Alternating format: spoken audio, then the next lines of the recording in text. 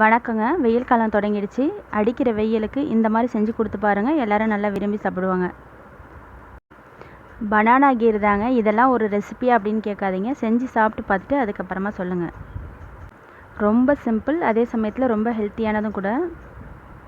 இதுக்கு ஒரு 1/4 லிட்டர் அளவுக்கு நல்லா திக்கான பாலாக எடுத்துக்கோங்க. பால் நல்லா கொதித்ததுக்கப்புறமா இதுக்கு தேவையான சர்க்கரை சேர்த்துக்கோங்க. சர்க்கரை சேர்த்துட்டு நல்லா கரைஞ்சதுக்கப்புறமா ஸ்டவ் ஆஃப் பண்ணிவிட்டு நல்லா ஆற விட்டுருங்க. உங்களுக்கு தேவைன்னா ஏலக்காய் தூள் வேணால் சேர்த்துக்கோங்க, அப்படி இல்லைன்னா பரவாயில்ல. இப்போது இது நல்லா ஒரு பக்கம் ஆறிக்கிட்டு இருக்கட்டும். இதுக்கு நான் ஒரு 3 வாழைப்பழம் எடுத்துருக்கிறேன். நீங்கள் நல்லா பழுத்த பழமாக பார்த்து எடுத்துக்கோங்க, அப்போ தான் நல்லா டேஸ்ட்டாக இருக்கும். வாழைப்பழ தோலை உரிச்சிட்டு இந்த மாதிரி சின்ன சின்ன பீஸாக கட் பண்ணி எடுத்துக்கோங்க. நீங்கள் எந்த வாழைப்பழம் வேணாலும் எடுத்துக்கலாம், எல்லா பழமுமே நல்லா டேஸ்ட்டாக தான் இருக்கும். இப்போது வாழைப்பழத்தை நம்ம கட் பண்ணியாச்சு.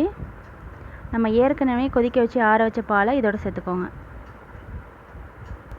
இப்போது இதை நல்லா கலக்கிட்டு நல்லா ஒரு மூடியை போட்டு ஃப்ரீசரில் ஒரு 1/2 மணி நேரம் அளவுக்கு வச்சுடுங்க.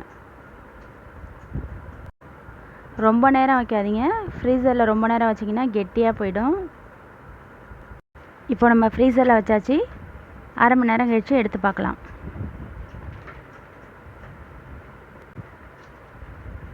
இந்த வீடியோ உங்களுக்கு பிடிச்சதுன்னா லைக் பண்ணுங்கள், கமெண்ட் பண்ணுங்கள், ஷேர் பண்ணுங்கள், கூடவே சப்ஸ்கிரைப் பண்ணுங்கள். அப்போ தான் நான் போடுற வீடியோ உங்களுக்கு கிடைக்கும்.